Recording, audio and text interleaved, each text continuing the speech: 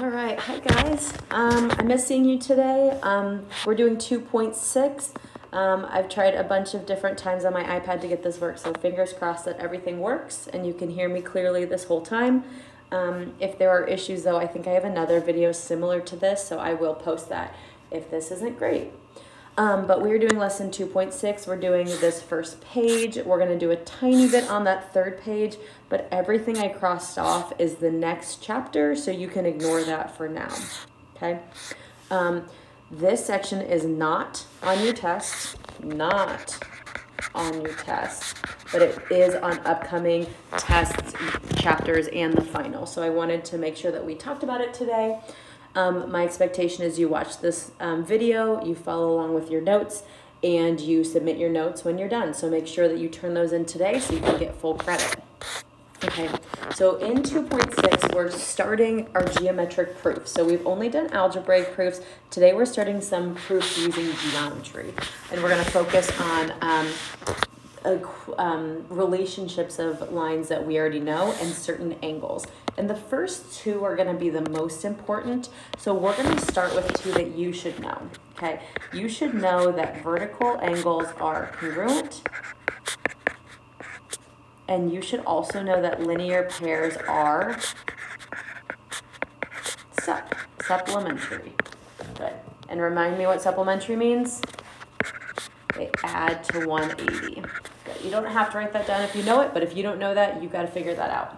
So those are the ones that we care the most about, that we're going to mostly be focused on today. But I'll give you a couple other ones that you might be like, oh, dumb, is why we all know this. Like the first one is all right angles are congruent. Which makes sense. All right angles are 90 degrees, so all right angles are congruent to each other. We also know how some angles relate to each other. So the first one is if two angles are sup,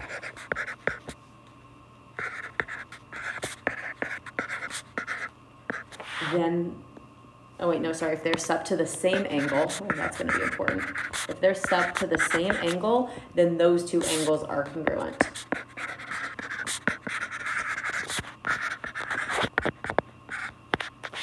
So let's walk through that, for example. So if I've got, let's say, I have this angle right here, we'll call this 120 degrees, right? If that's 120 degrees, the angle next to it that's supplementary to it, I've got this linear pair, they both add up to 180. That angle right here has to be 60 because 120 plus 60 is 180. Now, if I ignored that and went to the other side and looked at this angle, it also is a linear pair. It's supplementary with 120, and the only number that adds plus 120 to get me 180 is 60. So that angle is also 60. So since both of these angles are supplementary to the same angle of 120, then together they are congruent. Okay? We have the same idea for them being complementary. If two angles are complementary to the same angle, then they are congruent. Okay? So an example of that would be if I have a 90-degree angle right here, and let's say I split it like this. Let's say I make this angle, I don't know, 60, which means that the angle next to it must be 30. Now, if I were to extend this out and have another 90-degree angle right here, I think that's probably about perpendicular. And I can even erase this part so we don't have to look at it. If that adds up to 90, then that angle would be 30. So let me put both of them on here together. I know that it doesn't look quite congruent, but I'm just a human, so please be patient with me. Since both of them are complementary to 60, the only thing plus 60 that will get me to 90 is going to be 30. So both of those angles must be 30, therefore they are congruent. And then the last one, if two angles are supplementary and congruent, then that means that they are right. If two angles are sup, so that means that they add to 180, very good, and they are congruent, then they are right angles. The only angles that are congruent and sup that are equal to each other and add to 180 is if I have 90 and 90. Okay, those last four are not super important to me. That's why I put them in a different color. Those are facts that we'll talk about, we'll come back to, but I'm not that stressed about it. What I really want to focus on is the two that you should have already known before coming to class today. Vertical angles are congruent and linear pairs are sup. So we can do something as basic as solve problems. This is something I taught you like second, third, fourth day of geometry. I know that these two angles are, hopefully you guys are all door exploring with me, those are congruent. They are vertical angles. And so I'm going to write the theorem. I'm going to say vertical angles are congruent. That tells me why I'm allowed to do what I want to do next, which is set them equal to each other. So I'm going to say 3x plus 50 is equal to 7x minus 10. I want to see the theorem, I want to see the equation, and then you can show me as many or as few steps as you want. I'm going to solve and get x by itself, and I do want a very clear answer of what x is, because at the end of the day, that's what the problem asked us. It said solve for x, so I want to know what x is. As I'm solving, which I'm not really talking through, you can see me do it, I am ending up getting, what is that, 1, 20, 15, x equals 15. Okay, and I was able to do that because I know that vertical angles are congruent. I set them equal. Okay. I'm going to move on to the next one. If you need to pause there for a second, go for it. This next one, what's my relationship with angle 3 and angle 2? They are a linear pair, and linear pairs are sup. They're supplementary. So if they are supplementary, then that means that they add to, yep, 180. I hope you guys are getting a kick out of the Door Explorer. I'm having a good time. I probably shouldn't make them the same color. That's okay. And they add up to 180 because I know they're supplementary. Again, I need my theorem, I need my equation, and then from here I will just solve for x. Show me as much or as little work. If you get it wrong, though, I'm going to urge you to show more steps. There's nothing worse than just not adding something correctly because we're going too fast.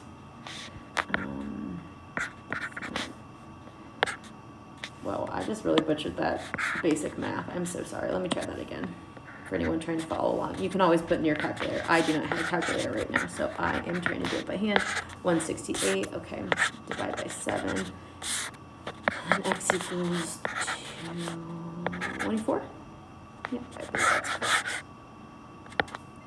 Okay, so again, see, I have my theorem, I have my equation, I have my answer.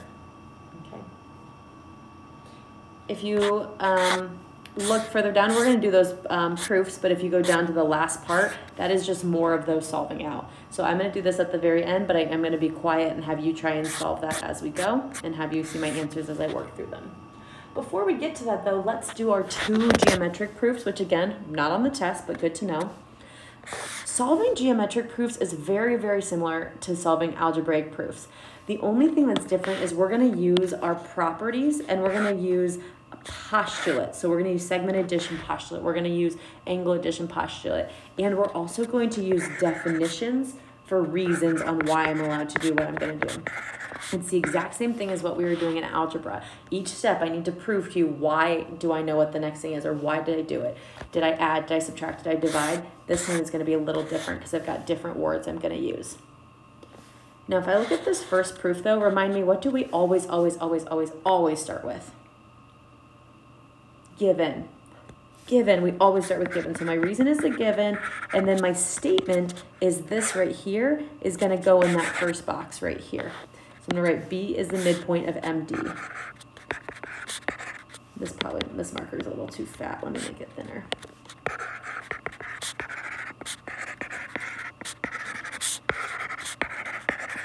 Make sure your notation looks exactly like what's given to you. B is the midpoint of MD. Okay.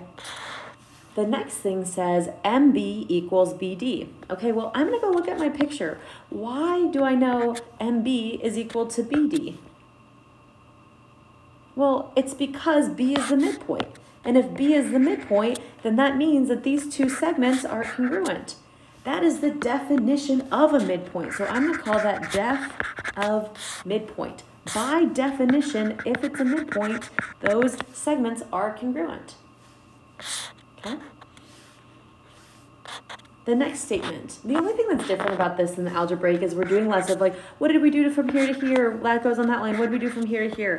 Sometimes they're a little bit more independent, and you can see that on statement 3. There's no way I got from statement 2 to statement 3. It's kind of its own thought. It's independent. I'm doing MB plus BD equals MD. We should know what that is, right? What does that look like? It's not a definition. It's a postulate. What are we doing? We're adding. What are we doing? Segments. We're adding segments. So it's segment addition. Segment addition postulate. That is what allows me to write it in this form. MB plus BD equals MD. Okay. The next step, it says MB plus blank equals MD. Now is where we're going to start looking at the lines above. We know that MB equals BD. We know MB plus BD equals MD. And now we have a blank. MB plus blank equals MD. I know that MB equals BD. So I'm going to take out BD and I'm going to put MB in for that. So it's going to be MB plus MB equals MD. That is my substitution property. I'm substituting out BD and I'm putting in MB.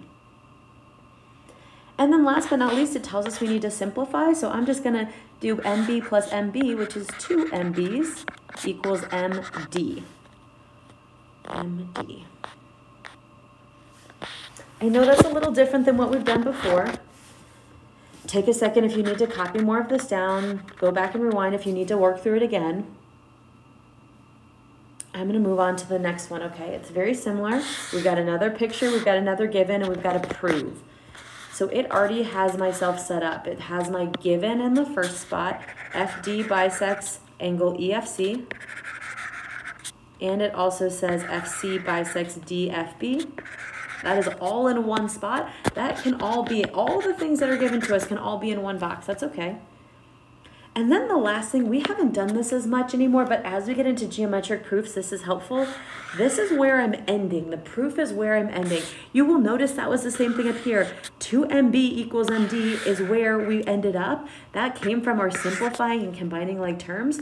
The proof is always the end of our like Google Maps, the end of our Apple Maps. That's the last step. That's where we want to end. So angle 1 is congruent to angle 3 is a box I can already fill in, even though I don't really know how I got there yet.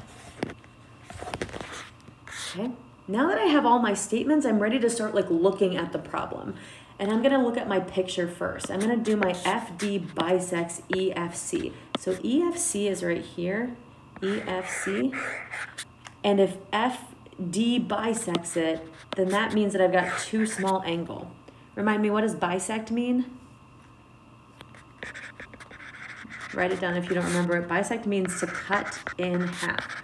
So that means that I've got 2 congruent angles. Angle 1 and angle 2 are congruent because of that. Because that's what it means to bisect, then my answer here is def of angle bisector. By definition, if it's an angle bisector, they're going to be congruent angles. I can think the same thing with FC bisects DFB. DFB is right here. FC bisects it, which makes angle 2 and angle 3 congruent to each other. And that again is a definition of an angle bisector. That's why it's in the same box. Okay, this one is a little bit more like algebraic because I'm going to say, okay, we had angle 1 is congruent to angle 2 is congruent to angle 3. Oh God. I'm so sorry for your ears. I just dropped my iPad. I'm so sorry. Okay. Now I go to measure of angle 1 equals measure of angle 2, and measure of angle 2 equals measure of angle 3. We talked about this. It wasn't on our quiz, but do you remember what happens when we go from congruence to equality? You might not. It's called def of congruent, and it's whatever object we're doing. That's def of congruent angles. By definition, if angles are congruent, then that means their measures are equal. Okay. Now, number 3 to number 4 is kind of similar. We have to use all the pieces above. I've got measure of angle 1 equals measure of angle 2, and measure of angle 2 equals measure of angle 3. Why is my next step allowed to be measure of angle 1 equals measure of angle 3? I hope some of you got it, but I have 2 options here. I can either do transitive. I can take out that measure of angle 2. Transitive property of, this time it's equality because it's equal signs. You also, though, could do, instead of transitive, you could also do substitution. I'm taking out measure of angle 2 and I'm putting in measure of angle 1. So I would also accept substitution property of equality. And then last, this is a property that we just did a second ago. You can write the same thing multiple times as long as you're doing it. We're again going from equality to congruence, so that's going to be another def of congruent angles. Okay, so notice I've got a lot of definitions. I've got a postulate, segment addition postulate, and then I have my transitive and substitution property. Those are things that we're going to commonly see. I have a substitution in the first one. I have a substitution in the second one. Those are common things we're going to do. Okay, those are your only 2 proofs right now. I think there might be 1 or 2 on your homework for you to try as well, but those are the only 2 we're doing in class. I want us to, if you need to rewatch this or pause or look at it for a second, feel free to do so. If you're good on this part, though, I want you to scroll back down to the part that we've seen before. There are 4 problems right here. I'm going to just quietly work through them so you won't hear any sound, or hopefully minimal sound. Feel free to pause, feel free to check your work. When I'm done with them, I'll kind of give you a little run through, or if I notice something as I do them, I'll inform you, okay? So maybe take a second, pause this video, or just let it keep running and see if you can fill in the answers as I fill them in as well. A little reminder, I think it's super helpful to label your picture. Label your picture. Okay, now I'll be quiet.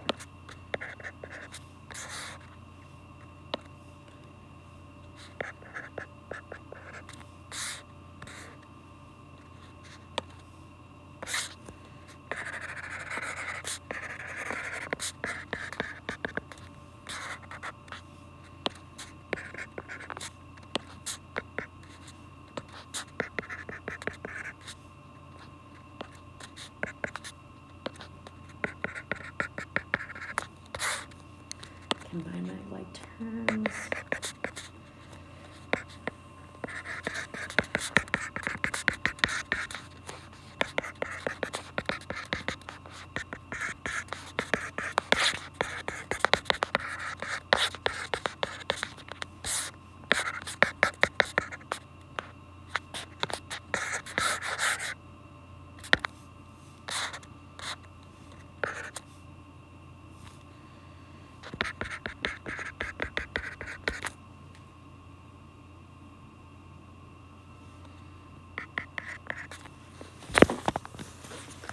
Quick pause as you're doing that first one. I wrote angle addition postulate because that's what we're doing. I set it up, I labeled my picture, and I solved. Don't forget to do measure of ABC in order to finish the full problem. Again, pause if you need to. I'm going to keep it moving. On all of these, write why you know it. So on the second one, why do I know what I'm allowed to do to solve this?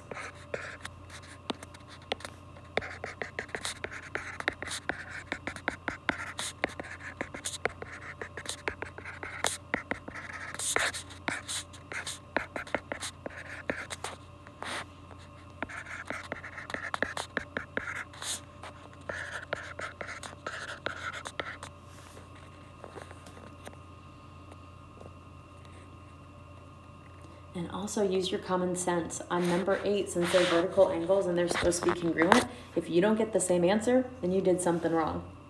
Or you can do what I did. I just plugged into one of them and knew that's what the other one had to be. All right, I'm moving on to 9. Pause, keep going at your own rate, whatever works.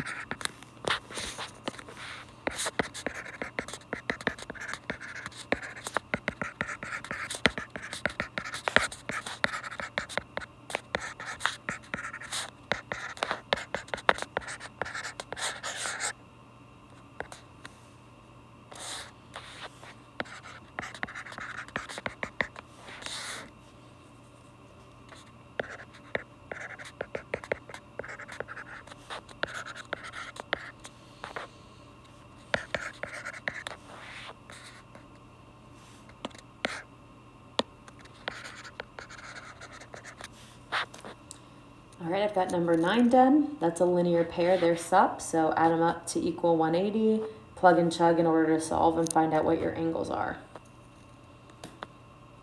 And then the last one's a little weird as I jump over to it. It tells me I've got these complementary angles, and then it tells me measure of angle 8 is 41. So if I know angle 8 is 41, if 9 and 10 are complementary, that means 7 and 8 also must be complementary. So to get angle 7, I'll minus 90.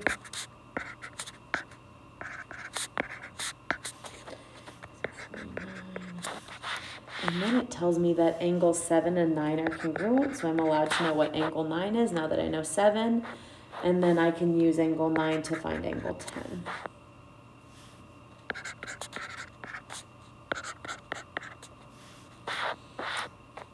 And that one, I guess our theorem would be if two angles are complementary. I don't know, there's a lot going on there. You don't have to write what theorem for that one because it's a little bit of angle addition, it's complementary angles, it's congruent angles, it's a bunch of stuff. So no worry on a theorem for that one, okay? All right, that's all I got for these notes. If I went too fast, I hope you were able to pause or you can go back and look over this. I apologize for dropping the iPad halfway through. Stop now, take a picture of your notes and submit those on Canvas, and then you can go ahead and work on that 2.6 homework. All right, have a good rest of your day. Bye.